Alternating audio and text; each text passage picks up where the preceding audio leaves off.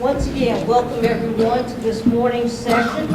Once again, I am Gwen Shepherd, and I will be the moderator for this morning's events. First of all, I would like to introduce our panel. My name is Phil Neuenfeld. I'm the president of the, which one do I use? That one, This one? Yes, or that one? the one you use. I'm president of the Wisconsin State AFL-CIO, which is a labor federation that covers the state of Wisconsin. Trade unions from building trades, manufacturing, service sector, public sector, education, all come together and work in a collaborative manner. I'm very happy and very pleased to be here. I'm a U.S. Navy veteran. I was telling my brother Rick here, who you'll meet in a second, that sitting in this room and looking at all the pictures, all these flashbacks are coming back to boot camp and service and everything else. So it's a strange moment. Anyways, thank you for being here. Good morning. My name is Rick Badger. I'm the executive director of AFSCME Council 40, which is a labor union of primarily municipal government employees throughout Wisconsin. I'm a life member of the Veterans of Foreign Wars and a veteran of Operation Desert Storm and Iraqi Freedom. Good morning. My name is Sheila Cochran. I'm the Secretary, Treasurer, and Chief Operating Officer of the Milwaukee Area Labor Council. Our Labor Council, too, is a federation of state, county, municipal workers, private sector workers, building trades workers, just like the state AFL-CIO.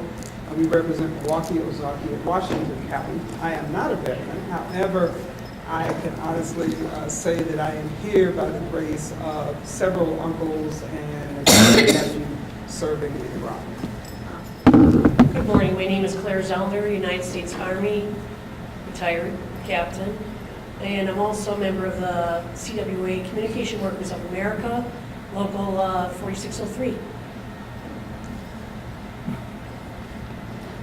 At this time, I would like to introduce Chaz MULCAHY. He's the brainchild of this week's memorial celebration. Thank you, and good morning. We're honored today to have with us a friend, David Black, who came here from Perth, West Australia. He has been a scholar there, taught for about 25 years at what is now called Curtin University, named after John Joseph Curtin. And our first contact came about, I'd say 14 months ago. I was going through some MacArthur materials, and I kept seeing these references to Curtin, but they were all in the footnotes. No one in America really knew who Curtin was. And we started gathering the footnotes and doing research on them, and we found that it was a pretty remarkable story that had never been reported. And that story was the story of MacArthur leaving Corregidor with a U.S. Navy PT boat, Navy people here, and going down to Mindanao and then going down into Australia, and ultimately meeting the Prime Minister Curtin. They form an immediate friendship, and that friendship turns into a military and diplomatic alliance. But if people didn't know about Curtin, they really didn't know about the fact that he was a labor man. When MacArthur went to Australia and needed help, he went to a labor man. And when he needed someone to help mobilize the country as the springboard and launching pad for turning the war against the Japanese in the Pacific around, he went to a labor man. And when he went to someone who would be his advisor dealing with the Australian Parliament, he again went to a labor man. And that labor man was John Curtin. So out of respect for the labor movement and out of respect for the role that the labor movement played in securing our independence here at the War Memorial, we are now independent. There are no political people going to be appointing our board. That came because of those veterans you saw here today who also combined together to support the War Memorial and its negotiations to secure that, and also the funding necessary to refurbish this building. So, David, it's hard to negotiate something this magnitude by email, but we managed to do it. There were all kinds of considerations, but David stepped forward and he was intrigued with the idea of coming here. He has a brother that lives here. Where's Peter? Peter's right here, and his wife, Peter, P-E-T-R-E, and then Petra. And then also we have Penny. You you stand up? This is the wife of the main speaker here, also from Perth, West Australia. So a distinguished academic career for 25 years. He was a journalist, television, radio commentator. Yesterday he did a featured program from WUWM, which will be on at 11 o'clock on public radio on Friday.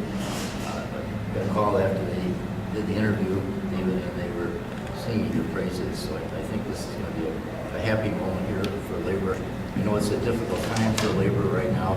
That's one of the reasons why Mike Lester and I and Gwen, the ones involved, Sheila, and so on, realized that this would be a nice positive thing that we could do, recognizing how important the labor movement has been in the United States. So with that, I'd like to introduce David Black, professor.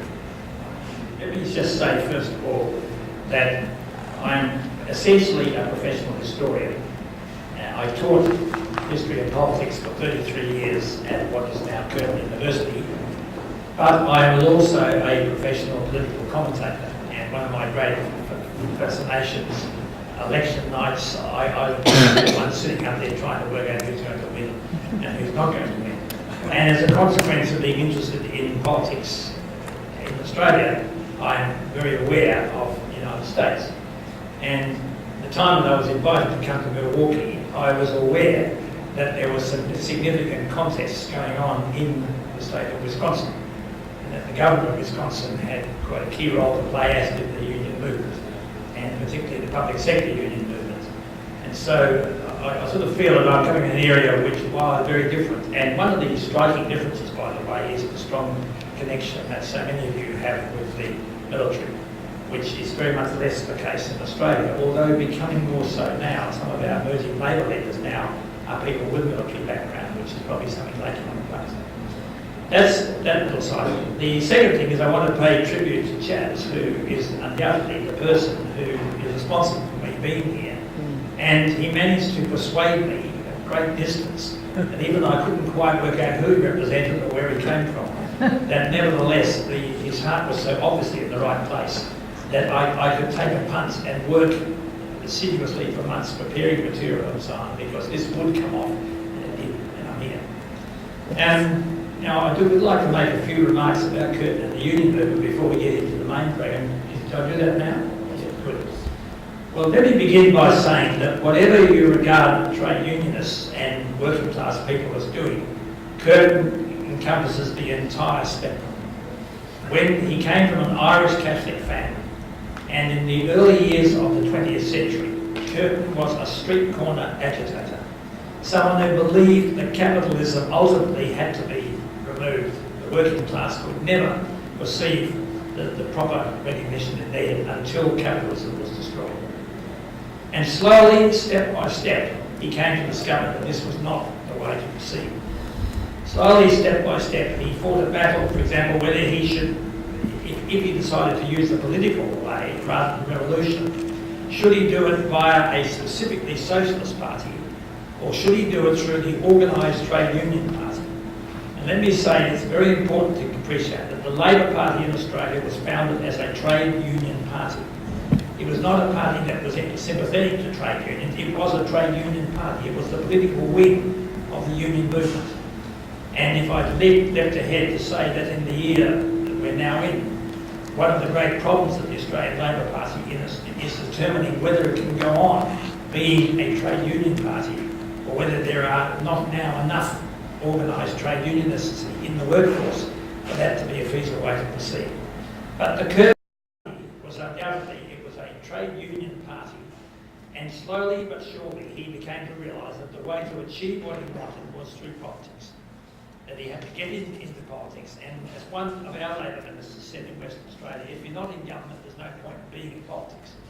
Now, that's a bit extreme, but the fact is that Curtin realised that to achieve anything, we had to do that. And slowly but surely, he worked along these lines.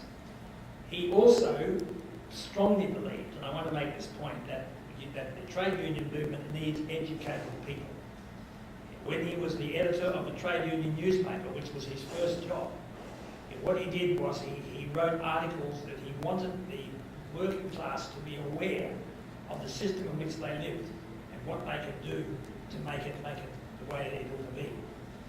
And when he was the secretary of the Australian Journalists Association, which became his major profession, he organised a series of lectures by university lecturers to make the trade union movements more informed so that they could participate more effectively if they knew what the system was. In between all this, he found his way into politics. And I'm not going to go all through this today, except that he had a pretty difficult beginning. He was in politics, he was out of politics, and then all of a sudden, almost accidentally, he became the leader of the party. And the party had huge divisions and huge splits within it.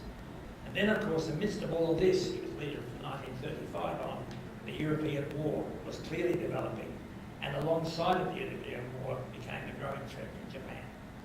And realise Australia's got two grave concerns at the same time. The European war, what might happen to Britain, and obviously we will be there, and on the other side, the question of war Australia. And one of the things that Curtin had to also learn is the importance of the military forces. And I suspect that Ambassador Beasley on Friday will tell you more than I can, that Curtin was in fact very much aware of the significance of military decisions. And one of the key ones that I might mention is he became noted very early on for arguing that ultimately air power was crucial. The idea that the British Navy would save us is all very well, but in the end it's air power which was even more important. As we all know, the great naval battles that were fought in the World War depended in the end on air power to decide who was going to win and who was to lose. But then you get to the critical stage, and just trying to round this off quickly, there's no question that Pearl Harbor was the thing that made a huge difference. Overnight, Pearl Harbor meant every nightmare that Australians had had suddenly came to fruition. The Japanese were going to come south. They were not just going to be occupied in China. That the Singapore base was under severe threat. And then these events went. And of course, as we've already spoken in earlier sessions, and I will again, Curtin wrote his famous New Year's message, which was published, that Australia turned without any inhibitions of any kind. We turned to America. Now, the point I'd like to finish on for the moment, and come back to this later, is that Curtin came to decide and to realise in World War II that the two things, nation and the working class, go together.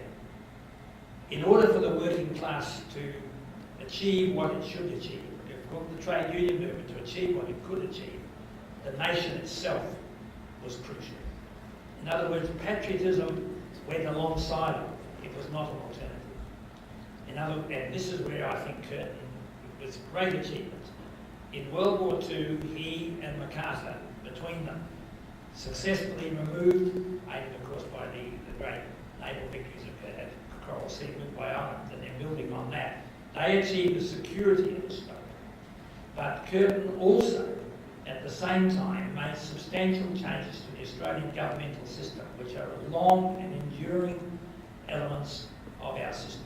And one thing I think might be of interest to everyone here, the Labor Party in 1946, after Curtin had died, inspired by him, put up the only successful constitutional referendum they've ever put up in Australia, in which the Australian Constitution was altered to give the national government complete power over such things as health and medical services, which I understand is a very, very big issue here. That issue, unemployment benefits, allowances to students, all of these were given to the national government. And the national government had absolutely undisputed power. And this came as a result of the Curtin government. Another major thing he did was to alter the Australian banking system so that the Reserve Bank, which is the national government's bank, has the ultimate control over the economy. And you cannot get the sort of bank variations that you've had in the United States. So Curtin achieved Labor achievements at the very same time as he combined with a man who politically could not be further away from him if he tried, to save the country. And I just think it's a remarkable story about a very ordinary man, a man who was plagued with alcoholism at different stages of his life, a man who smoked far too heavily, who died early from a heart attack and so on. And just my final little comment before we throw this more open generally, I'd just like to say that when I just think about the things that have happened and so on. And there's always these little coincidences which are nice. I'm sure you're all aware that General Douglas MacArthur was born on the 26th of January 1880. As one of my friends pointed out to me, that is Australia Day. The 26th of January is the day we celebrate as Australia Day. And I wasn't being thought of that when MacArthur was born, but somehow it was right. And my right to be here is undisputed. When I turned 40, the very day I turned 40, the United States turned 200. So I think we have someone whose birthday is July the 4th, talking about someone two people, one of whom was born on Australia Day. It's very appropriate. Now I'd like to move on to the panel and they can tell me what I need to do. Thank you very much. The format will be each panel member will have the opportunity to ask a question, which will in turn be answered by Mr. Black.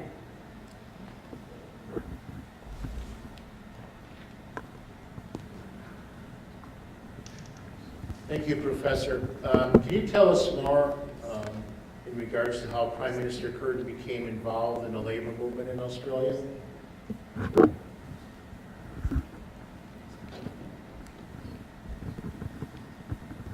Thank you very much. Can I say that he was involved from almost the earliest possible stages. He left school at 14 because he had few options, and he became what we call a self-educated man. He read extensively. Particularly in economics, which was a feeling that he felt he really needed to know about and so on. And so from very early on, he was involved. And it's not too much to say that he was brought up in a Catholic environment, and that in a sense, as one of his biographers said, the labour movement and the labour cause became his religion. He ceased to be directly involved in the church, but he was involved in the movements of the activities of the labour movement, which was always where they, just as church groups, I'm sure here, as in Australia, frequently do a range of things together. People will have entertainment together, they do studies together, they have parties together, all these things together. So did he. And his early life was in this frame. But slowly but surely, he came to the realisation that the way to achieve anything was to be actually involved in the government.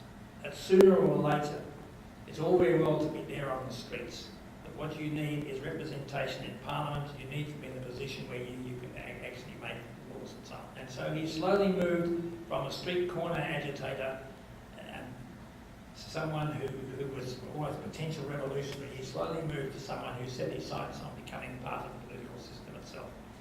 And for him, it was a slow process. He had several attempts. When he finally got into Parliament successfully, in 1929, of course, as we're well aware, the economic world collapsed, and it collapsed around the Labor government at the time. The Labor government, which tried to cope with the Depression, failed disastrously. It was split asunder, it went into three different directions, and he was back out on the streets. For 3 years, he basically made a living by writing sporting columns for the newspaper he used to be editor of. And then he got back into federal politics and somehow, overnight, became the leader of the Labor Party. That in itself was an extraordinary decision, which, if you were studying it in detail, you might say that the fact that he didn't live in New South Wales or Victoria, but came from Victoria, was the big thing. He was not part of their current disputes, New South Wales and Victoria being the overwhelming dominant states in Australia. He was not part of their disputes, but he had been one of them. And somehow he snuck to become leader of the party. Then the party had all sorts of divisions.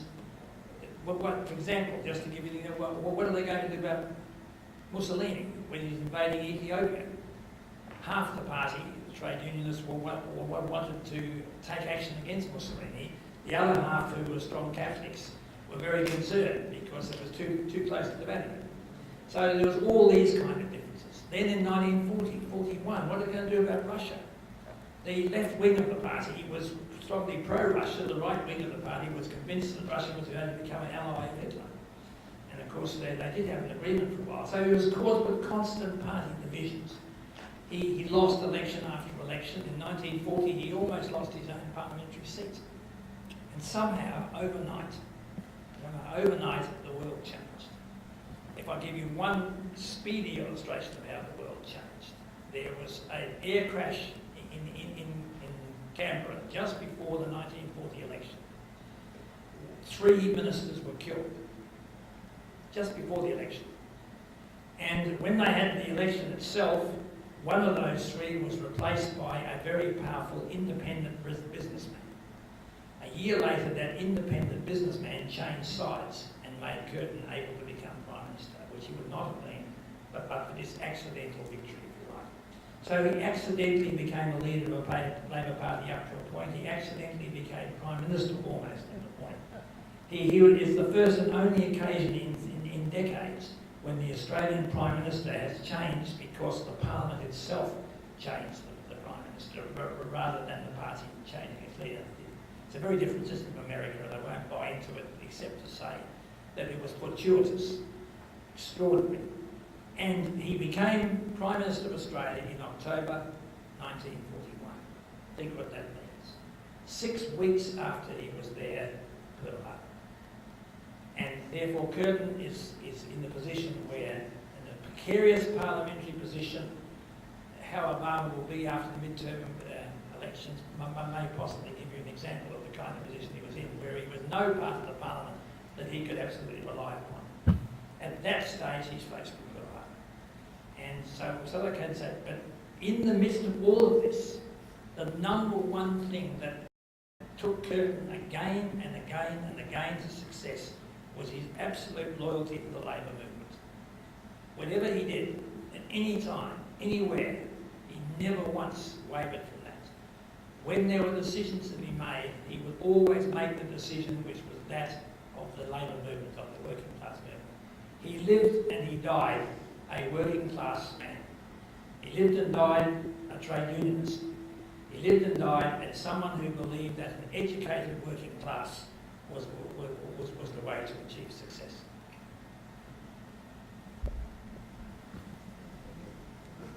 Thank you. Yes. I have a question. Two-part question. Did John Curtin get an opportunity to meet President Roosevelt during the war?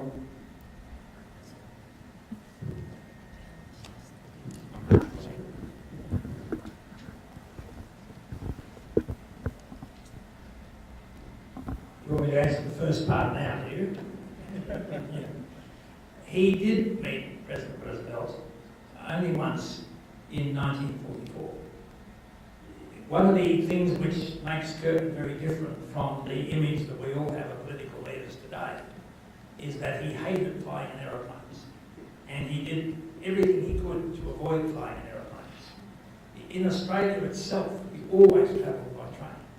And I used to tell students that the only time, one of the rare moments when he travelled by aeroplane in Australia was when he was being flown home to be buried in Perth. In other words, flying was not his way to go. An overseas trip was something which was a huge issue for him. In the 1920s, he'd been overseas to attend the International Labour Organisation conferences in Geneva, and never again until 1944. In 1944, he went on a 2-part journey. Part of the journey was to go to Great Britain, and interestingly, and this is significant, he was trying to persuade the British Commonwealth of Nations, as we call it, to adopt a permanent structure for post-war, which involved all the dominions like Australia having equal say with Britain. Curtin did not abandon Britain overnight because of 1941. He still saw the imperial connection as extremely important. But also, on that trip, he went to the United States.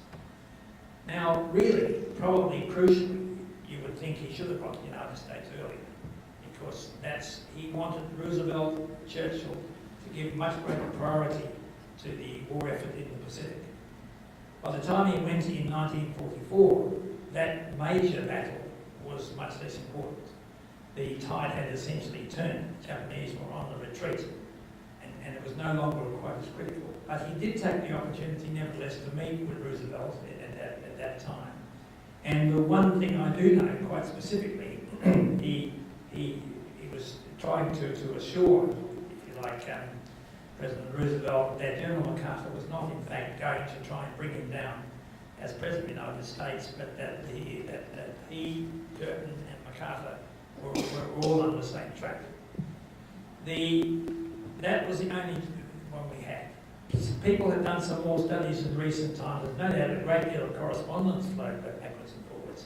And other Australian ministers, like the Australian Foreign Minister, Everton, went to see the Americans to try and bring pressure. But essentially, Curtin's way of dealing with Roosevelt was in collaboration with MacArthur. That's what the two of them did. In one form or other, they each applied their own pressure in their own way.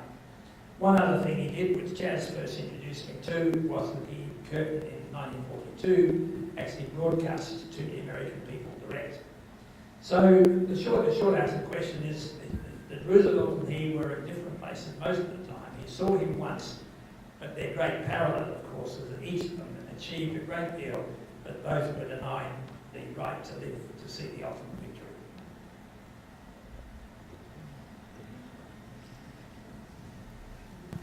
If I could please ask for the audience members to hold their questions until the end. Thank you.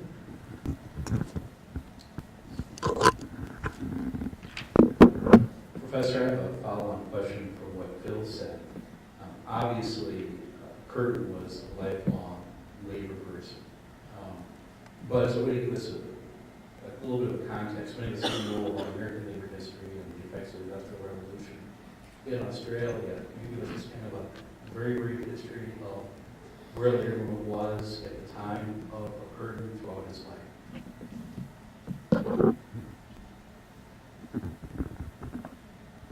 Difficult to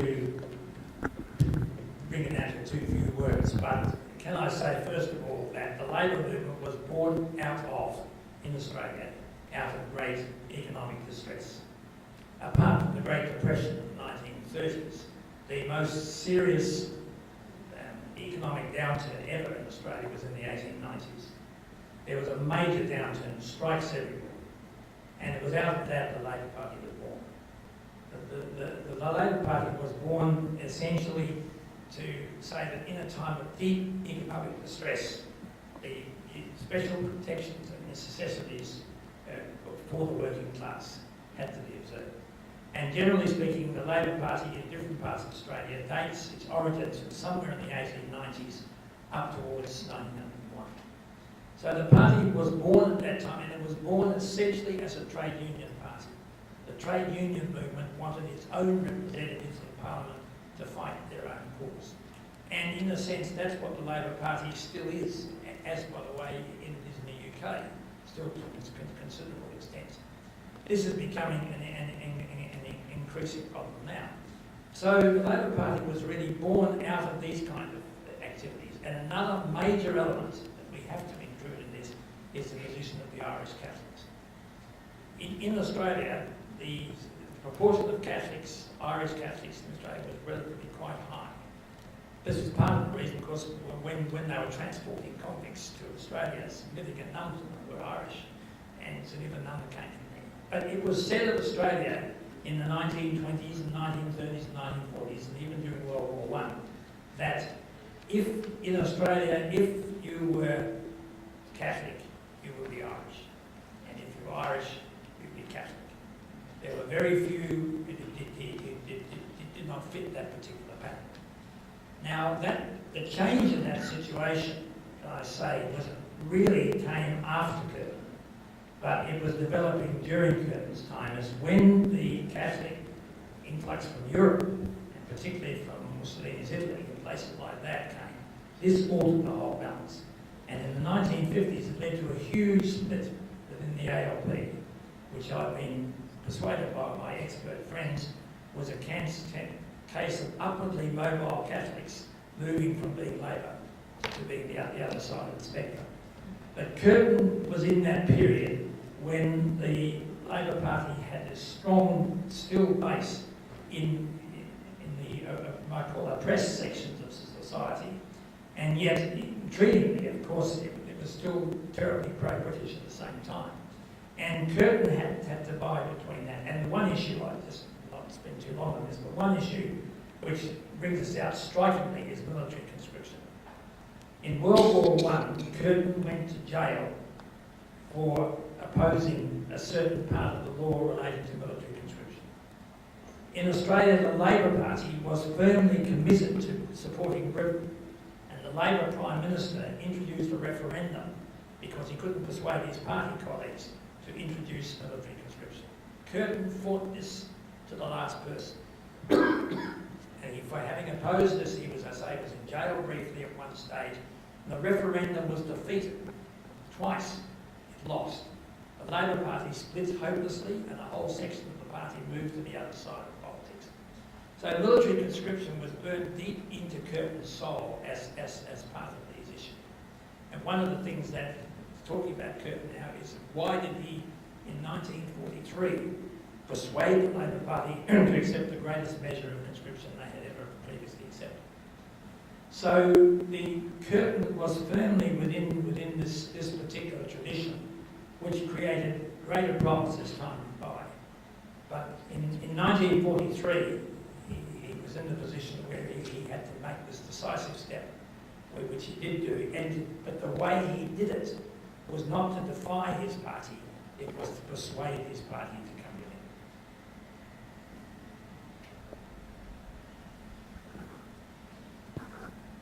Professor, you've already touched on this in your opening remarks, but can we go back a little bit and can you describe a little bit more? You referred to him as a street corner agitator, and obviously he changed. And can you tell us a little bit of how that change took place? It took place step by step, as I think happens with a lot of individual people. And he came under different influences at different stages of his life. He was strongly influenced by certain British street corner agitator socialists, and as a younger man, he followed what these people did. And for a time, he belonged to the Victorian Socialist Party, and he would not collaborate with the Labor Party. But when you say how he came to this, it just came step by step. He went through his own personal crises. He had at one stage, he had to spend several weeks trying to recover from excessive alcoholism. One of the things that did make a significant difference to him, and looking at my family over there, I'd like to make this point, is he met and married a lady whose father was a prominent part of the Labor movement. And he became married. His friends secured him a job in Western Australia. He'd been born in Victoria. They secured him a job in Western Australia as a newspaper editor. And he had a wife and he acquired 2 children. One of the reasons he changed is the way so many people changed, because he now had the responsibilities of maintaining employment, he had responsibilities of domestic life, and so on. And he started to build his place within the West Australian Labor movement. And this is why I made the point already, he had the huge advantage that he was really, he came from Victoria. 1 or 2 Victorian academics who consider themselves humorists constantly claim that he was always really a Victorian, he just pretended to be a West Australian. But what I would suggest is that the ordinary aspects of life as he became older, as affects so many people, and it's all very well when you're a teenager, it's all very well to be out in the streets, but you have to maintain an income, you have to maintain support. You need a longer term future. And his future came first from journalism and then from parliamentary politics. And at the same time, that which had brought you there still remains. The fire still burns within. So the way I would describe Curtin for that is that the path which led him from a radical street corner socialist to a carefully considered politician was the kind of path which so many people would experience. The difference with Curtin, I think, is that the basic principles, which in fact he always did, and crucially, even more than that, is strong belief in education. And I don't know how many of you know much about Australian politics today, But there is a figure in Australian politics today who, in my opinion, is a kind of another Curtin, a man called Paul Keating. And they have this, what are the two things they had in common? They were self-educated men. They did not have the advantages of substantial education in their earlier days, but they became extraordinarily educated men. Curtin wrote dozens of columns about economics, which were published in the newspapers. And in more recent times, Keating is regarded as almost guru, quite apart from politics, on fine art, on classical music and things of this kind. So Curtin is the classic self-educated man whose passionate belief in that which he was standing for, and the fact that he believed that the union movement needed to share in this. And I cannot stress too strongly the fact that all that time that he was Secretary of the Journalists Association, he had classes for unionists run by university lecturers in fields like economics and this kind of thing. So Curtin, can I say, at the risk of saying it about 500 times, Curtin was the self-educated man with a passionate belief who in the end knew a great deal more than if he had received the traditional education. Thank you. Eric? David, I'd like you to answer did Curtin lead a united Labour Party, and how did he bring them together? And if not, how did he hold that party together?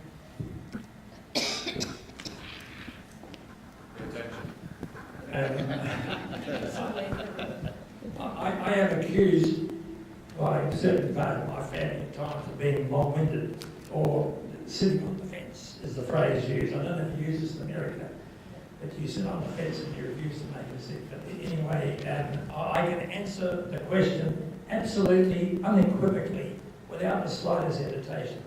Did he lead a united Labour Party? He certainly did not. And the whole time that he was leader, major divisions within the party were his greatest single problem. I can't give you history lessons today, and I'm sure you don't want them, but in Australia there was a man called Lang, for example, who lived in New South Wales, became the Labor Premier of New South Wales, and Lang's solution to the depression problem, where Australia owed money to England, was to simply refuse to pay it, to repudiate the debt. And he was eventually sacked by the governor of New South Wales because he simply refused. His government, when their checks were being sort of seized in order to pay government debts, he told the public service to stop writing checks and do everything in cash. Now, that man split the Labor Party hopelessly, and Curtin's job in 1930 was to try and bring them back. And it was a very slow process. Even after he became Prime Minister, there was still a group of them in his party, still a group of what they call Lang Labour men, who were always a potential source of problem. The thing that saved Curtin, and the reason that Curtin was able to keep above all this, was his absolute loyalty to the Labor Party and to its principles. And I'll give you one specific example. During the Depression, several of his colleagues changed sides politically and agreed to what's called the Premier's Plan. Australia's solution to the Depression would be to cut back expenditure on everything, including social welfare payments, wages, and so on. This was, little thing like the Australian government is talking about. We have a national crisis, we've all got to share, and everyone gets cut. And as someone pointed out to me once, if you have a ladder, and at the bottom of the ladder you'll find yourself underwater, the trouble is that the higher you are on the ladder, when you have to start going down one step, I'm sure you know the difference here too. If you increase taxation for everybody, the one who's the nearest to the bottom goes beneath the waves, whereas the ones who are higher up pay the extra, don't even know the difference. And Curtin refused point blank to support the Premier's Plan. And at a time when several of his colleagues drifted away, his implacable loyalty to the party tradition, refusal to do this, is one of the reasons that he survived and one of the reasons he eventually became leader. And always things were done through the party. When he made the major decision to actually military conscript Australians for the first time ever, there was no conscription during World War I, no conscription to that point in 1942. He only did it then with the support of the Labor Party, and was very, very careful and, compromises to make sure they would agree. If I just slightly deviate very quickly, of course, even he would not agree to conscript Australians to fight in Europe. The only time we've ever conscripted Australians to fight north of the equator was in the Vietnam War, and that tells you a story in itself. But coming back to Curtin, Curtin did not have a united party.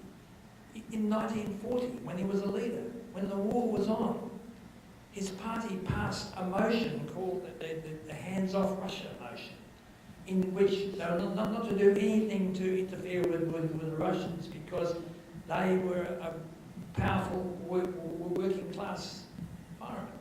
The fact that they were becoming an ally of the Germans at that stage, subsequently, of course, it all changed because they finished up on the other side. So Curtin was dealing with these sorts of issues all the way through. And then when he was Prime Minister, he was dealing with strikes in some of the key areas, and his industry, his trade union colleagues were going on strike, producing vital equipment for the war. He had to handle those kind of issues all the way through. So I can answer the question very, very simply. Did he have a united party? The answer is he did not. At no stage did he have a genuinely united party. But in the end, he died an absolute party hero because they realised that what he had done led to success. And to this day, he is now, of course, one of the icons of the Labor movement, which I fear, of course, having studied history, has had its best after you've died. Our next question will come from Bill.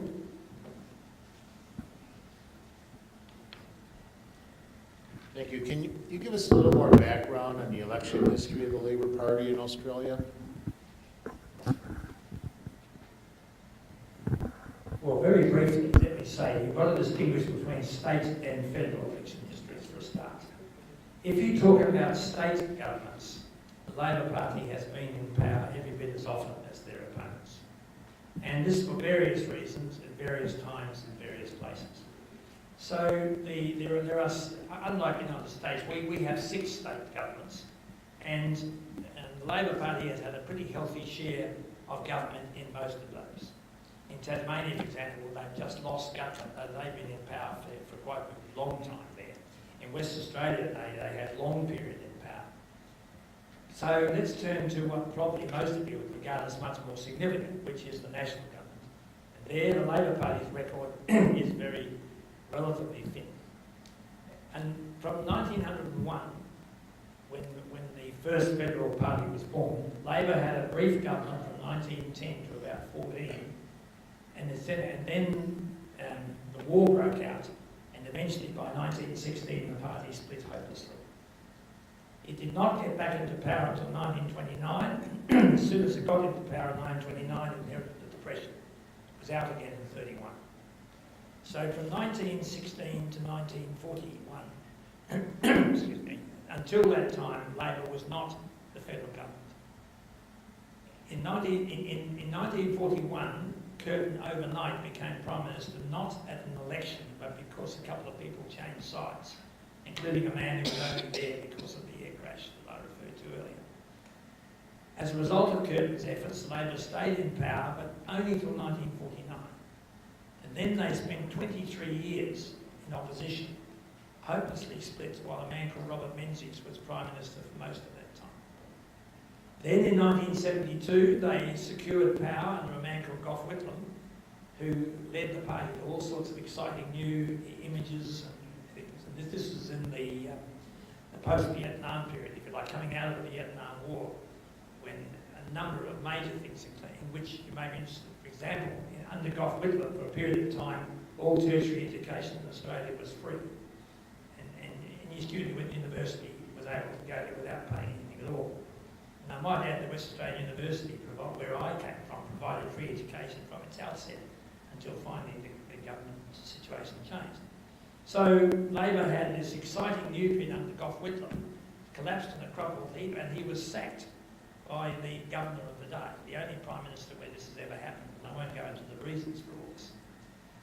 Then they had their most successful period from 1983 to 1996, when a man called Bob Hawke was Prime Minister, and Hawke was the national leader of the Australian Union Members. He was the president of the Australian Council of Trade Unions. He was educated in Western Australia, although he wasn't born there. And as a West Australian, let me point out, by the way, Curtin is the only Prime Minister ever to represent a West Australian seat in the federal parliament. Hawke was by that time in another state. And then they lost again. And then they got back to power again quite recently, a very checkered period of time. I don't know how much of it made your news. We had a woman Prime Minister for a short time. She was not exactly given an easy time from the press, and she was eventually replaced by one of her own colleagues and so on. Now, what is all this telling you? That Labor's federal history in Australia has been pretty, on balance, not the greatest. They have been in opposition far more than they have been in government. Their highlight moments were the period of Curtin, from 43 on, and what was achieved then, the brief period under Whitlam, and the substantial period under Hawke and Keating in the 1980s and 90s. The rest of the time, their opponents have been in power. On the other hand, at the state government level, they have been frequently, consistently successful for long periods of time. A quick summary, what's the difference between federal and state government in Australia? In simple terms, as I was taught when I was at university myself, the federal government is the government of it's a government of decision and finance. It's where the big decisions are made and where the money is. State governments are governments of provision. They provide the services. They run the schools, the hospitals, etc., etc. So running the federal government is what really matters, particularly since Curtin's time.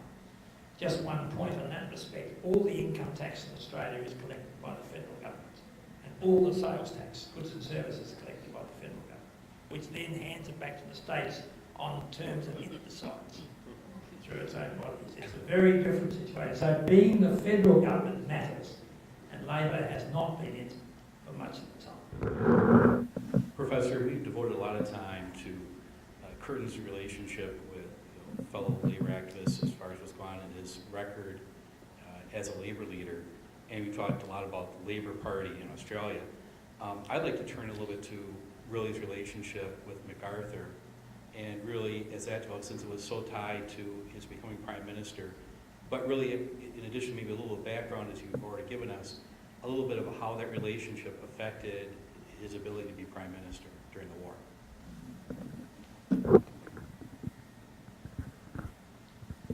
How it affected his ability to be Prime Minister is an interesting question. It's not one that I specifically for a start thought about. I suppose my immediate, off the top of my head, thing is that the circumstances created big issues, but it also paved the way for a decisive position for Curtin. Almost of necessity, everyone was dependent on him and on his relationship with MacArthur. When conflicts arose within the Labor Party, as they did, and particularly about conscription, when he was being pressurised by his own party, all he had to do was threaten to resign. The moment he threatened to resign, the opposition melted away. I think, it doesn't sound quite the right thing to put it this way, but having MacArthur there entrenched Curtin. The fact they got on so clearly well, the fact that they were clearly collaborating, meant that things were accepted which would never have been accepted normally. The historians talking about Curtin and MacArthur, their number one criticism, and there's a group of modern historians who do this, he surrendered far too much. He gave away Australian sovereignty. He let another country's general call the shots. He should never have done this. Curtin, MacArthur's staff officers, every single one was American. They had not one staff officer who was an Australian. The official reason given was there weren't any Australians up to it. And of course the historians argue vigorously that there's not the slightest doubt that there were Australians who were up to it. In the military command, Australian General Thomas Blaney was actually the commander of the army under Curtin. But the Air Force and Navy under Curtin, under MacArthur were commanded by Americans. And all the other positions of any consequence were held by Americans. Now, this, led from time to time to arguments within his own party. And when he suggested we need conscription, he said, because we cannot have Australians and Americans fighting next to each other in Australian territory in New Guinea. And if they cross over the border into what is now the Dutch East Indies, what was then the Dutch East Indies, the troops can't be made to follow unless they volunteered. He said, we can't have that. We've got to change that. His party threatened to split on the issue, and he said, if you do that, if you won't go along with it, I'll resign. And they retreated. His parliamentary colleagues retreated, the party at large retreated. So, put it this way, I think having MacArthur there cleared the way in all sorts of ways, but at enormous personal cost to Curtin himself. His own health degenerated significantly, and let me clarify the actual dates of this. Curtin became Prime Minister in October 1941. He inherited Pearl Harbor almost straight away. MacArthur arrived in March 42. From March 42 to September 1944, Curtin and MacArthur were there together. Then MacArthur went on, moved his headquarters north and started what was eventually the return to the Philippines. What did this mean from Curtin's point of view? In November 1944, 2 months after MacArthur left, Curtin suffered a major heart attack.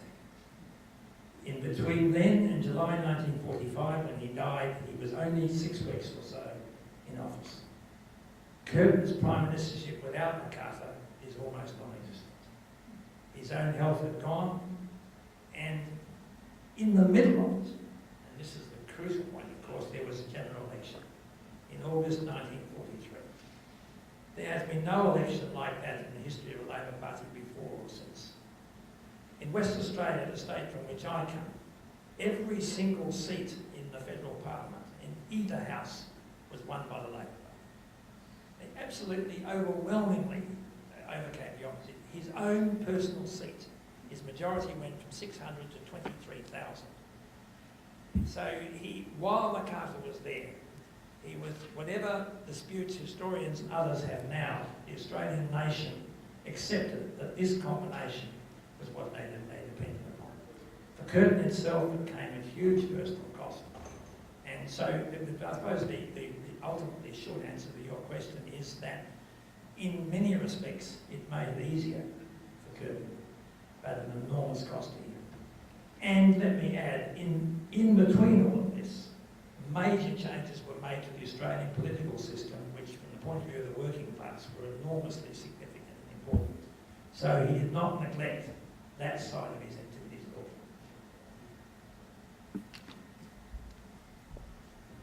I think as a kind of follow-up to what Rick just asked, my curiosity is that after he had won this huge majority, and how did he and MacArthur interact with anything? Did MacArthur bring anything to Australia that was more Americanized, policy or anything else like that? I suppose that's not a question I've thought about particularly well, but I suppose my answer to this would be MacArthur didn't really Americanise Australian politics at all. In fact, there's a book which I referred to in the article side, which I've written to be published as a consequence of this week.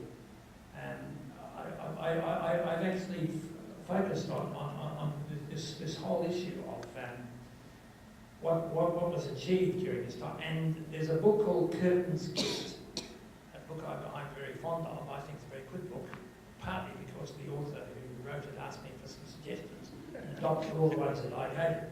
But anyway, it was written by the man who actually wrote this book, Curtin's Gift, is a member of the board of the Reserve Bank in Australia, and one of the leading economists in the country. He argued that Curtin made enormously significant changes to the Australian political system, and that they bear little or no resemblance to what would be regarded as the basis of American politics.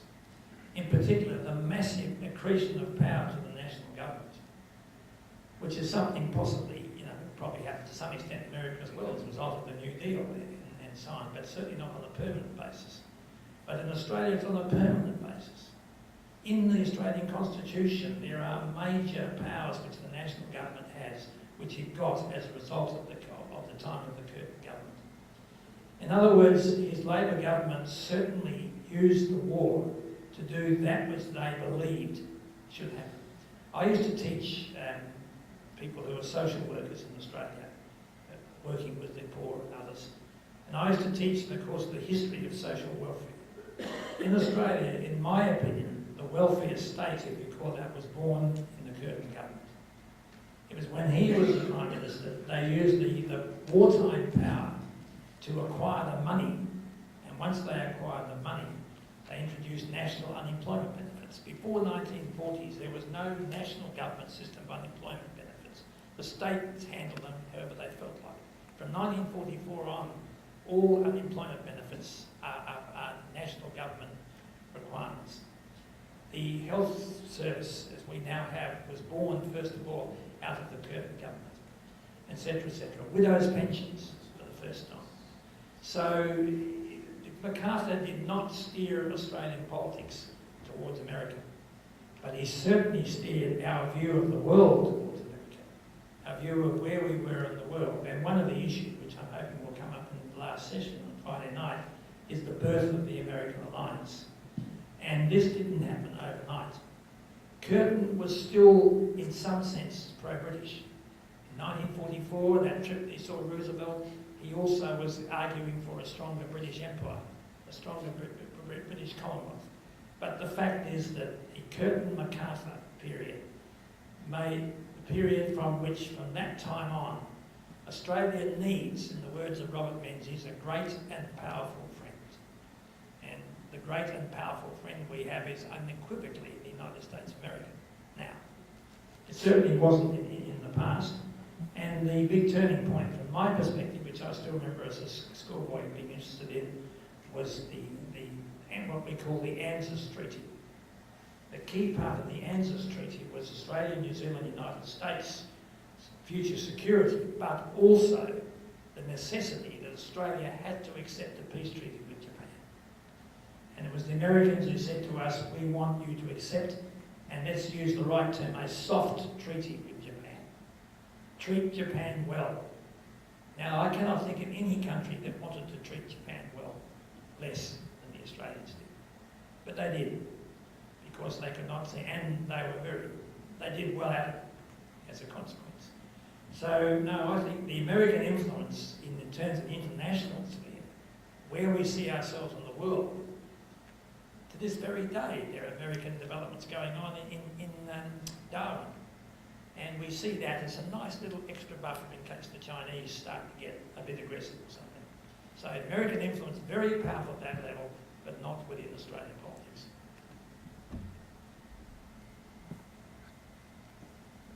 Thank you.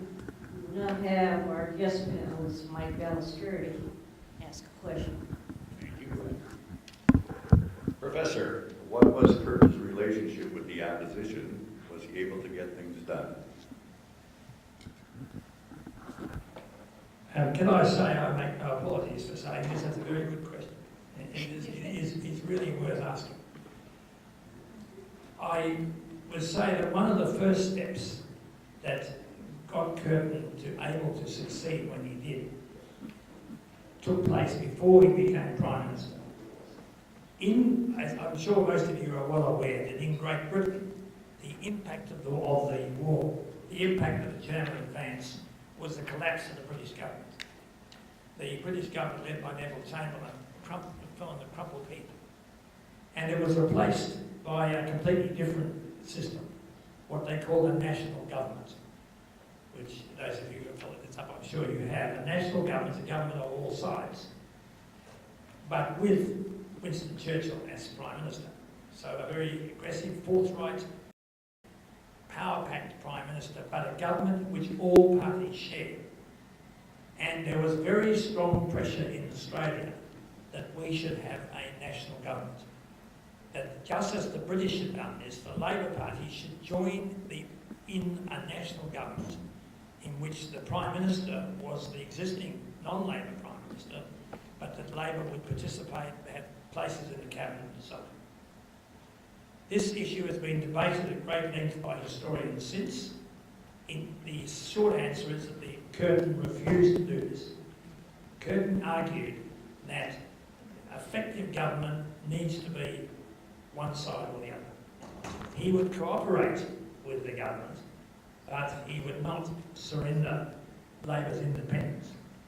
And eventually, the opponents moved his way, and they established a thing called the Advisory War Council. And the Advisory War Council was a private, secret meeting between the leaders of the government and the leaders of Curtin and his fellow leaders about military strategy, wartime strategy. Now, when the situation altered overnight and Curtin became suddenly Prime Minister, the Advisory War Council was maintained, but now it was Labor, which was the government, and the opposition that was sharing in it with the other side. After Curtin's victory in 1943, the opposition leader Menzies, who was rather ambitious, not surprising, he eventually became Prime Minister for over 20 years, but the opposition side, if you like, started to cause some problems for Curtin in that they wouldn't, but fortunately for him, the majority of the opposition cooperated all the way through. Let me add to this point.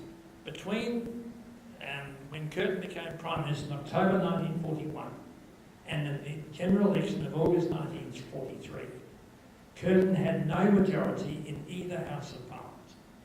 He could not pass anything through either House without the support of the opposition, or some of them.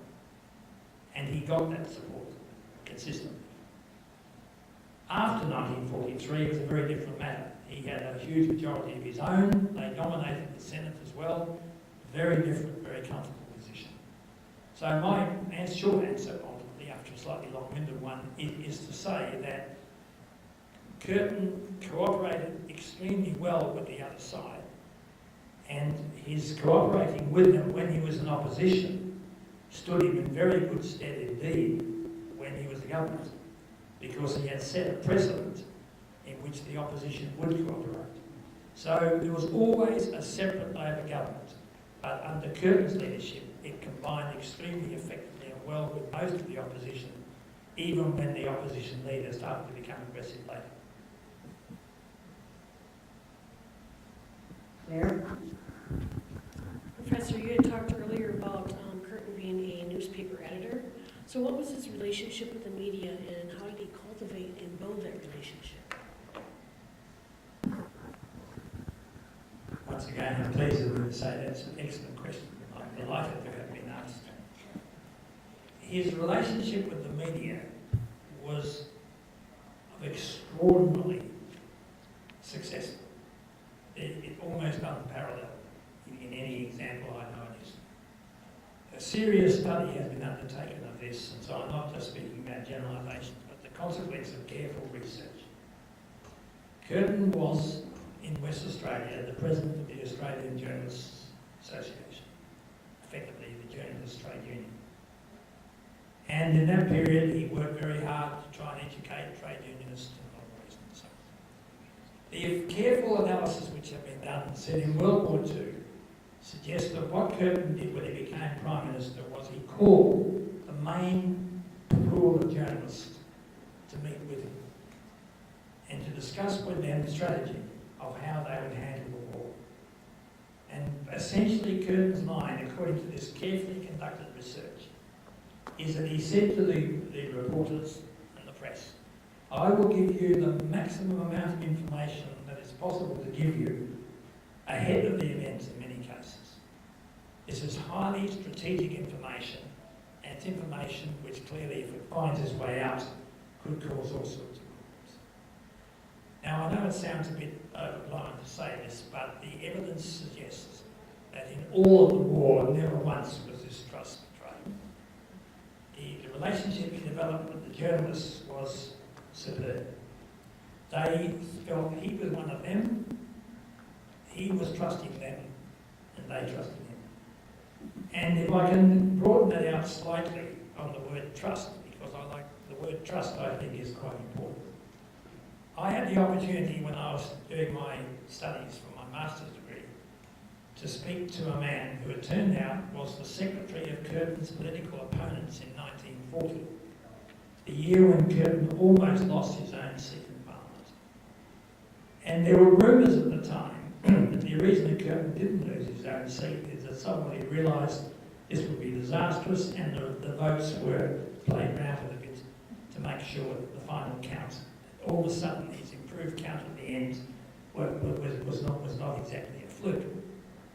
The secretary of the party of the day said to me, he said, I'm just telling you this, I can swear that this has been true. My colleagues and I were hoping desperately that Curtin would win, that our man would lose, because he was the only Labor man we could trust. If he was the Prime Minister, we know we could deal with him, we could say things, and he wouldn't pass it on. Certain of his colleagues, and he quoted in particular the Foreign Affairs Minister, Dr. Evans, an intensely ambitious man, if he were there, who knows what would happen. So my feeling is, and I think Curtin's great election victory in 1943, the number one factor was trust. People thought whatever he says is thinking. He's a genuine person. He is telling the truth. The journalists believe him, and the public believe him. And so a man who for most of his career had been extraordinarily unsuccessful, finished up extraordinarily successful. And it was because, as I say, in the end, people believed him. And the occasional ones who caused problems for him, the others united to straighten the situation out. Our next question comes from Phil.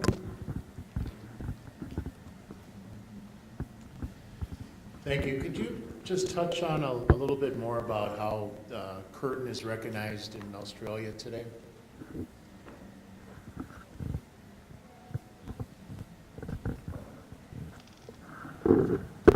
Well, of course, as soon as you bring in an issue which historians are going to get involved in, which is this one, you're going to get differences of opinion.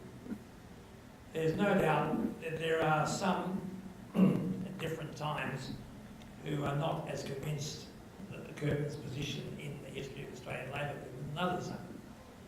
Some, by the way, who are perhaps less convinced and more convinced by some of the things that happened later are the people who themselves happened later.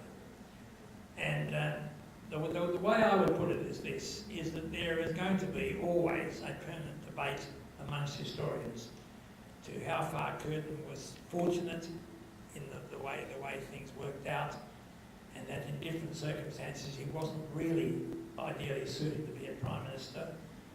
There are others who think that he rose enormously to the occasion. This is talking about the historian profession. My broad answer to the question is that in the public perception, and such as the public is aware, and one of the sad things, of course, is the public seeks to be aware. As time goes by, quite often things, or they're only aware of certain things and not of other things. My perception is that most of the, what I call general public at the time and for many decades afterwards, and certainly a significant proportion of the history profession, Curtin is regarded as one of the great, if not the greatest Prime Minister.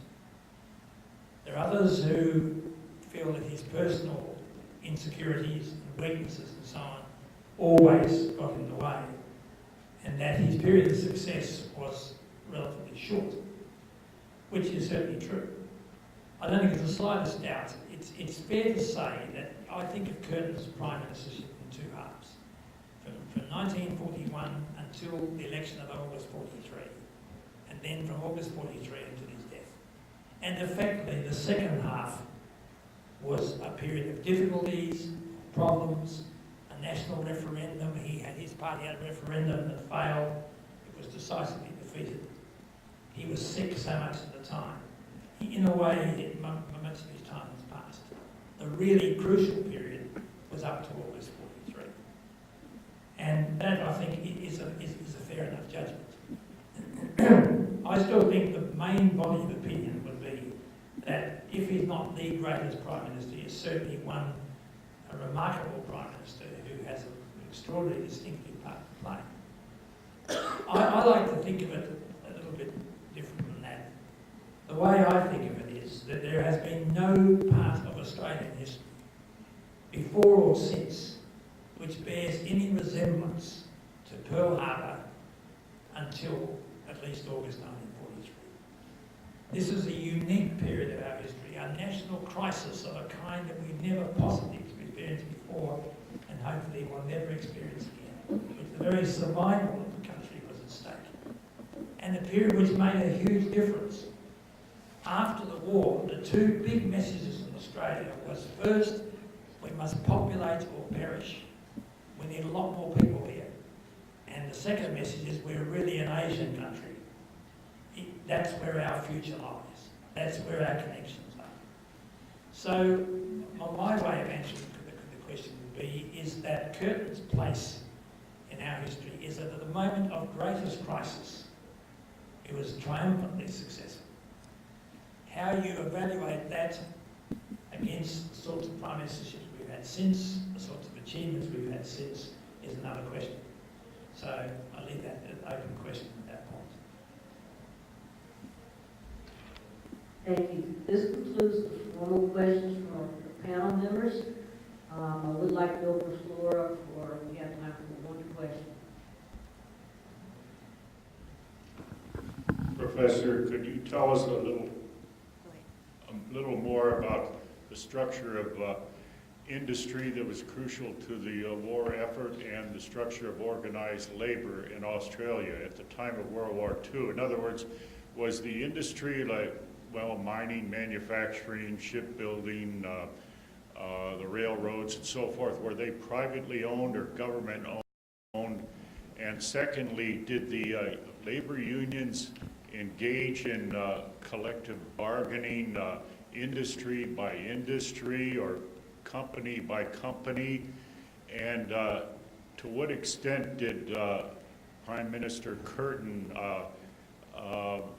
try to influence collective bargaining to maintain the production of war materials? In other words, did he persuade the unions not to engage in strikes, but also persuade the companies to grant increases in wages and better working conditions? I know there are a lot of questions in there, but I was interested in the overall structure of how organized labor and industry were structured and how collective bargaining was handled.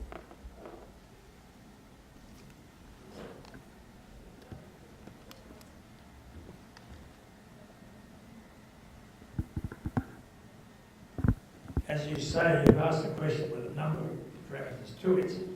And for once, one of the things I have learned in my experience is as a political commentator, etc., based on what I heard Prime Minister Hawke say one day, is I don't know about that, but what I can tell you is, and what I can tell you is that Australia, firstly, that the government control was very substantial.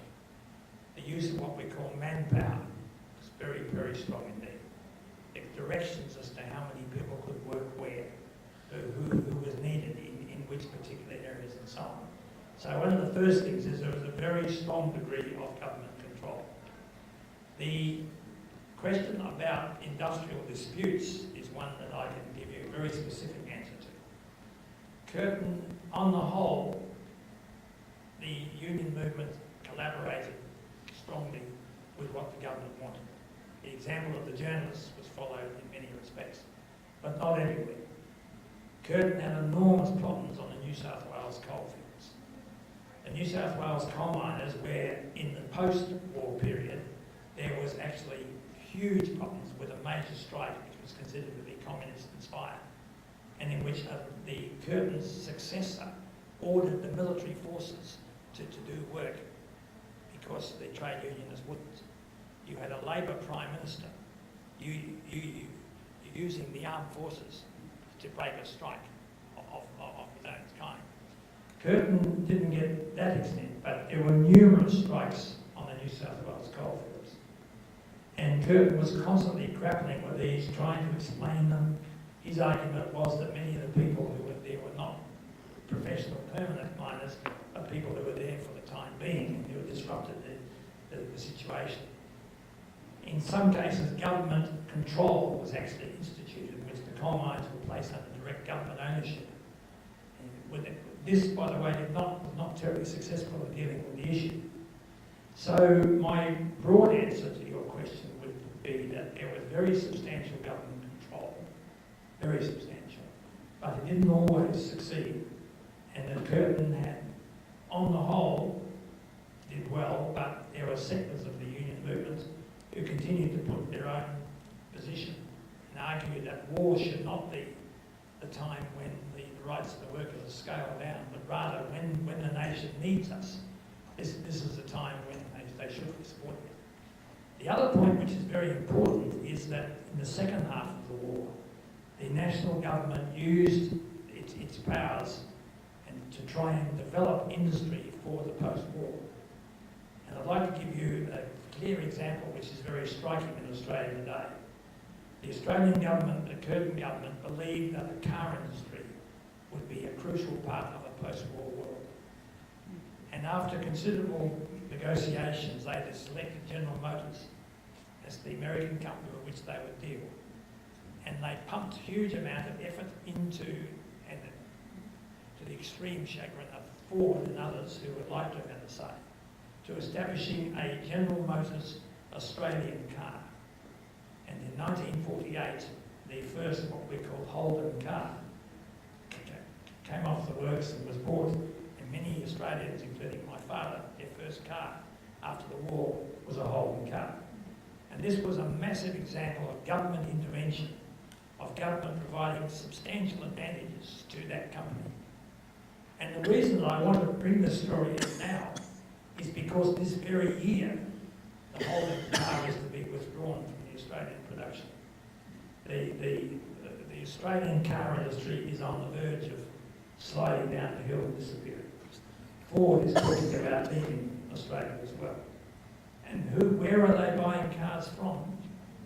I'm sure most of you would know, a certain country called Japan. Most of the cars being bought in Australia are Japanese cars.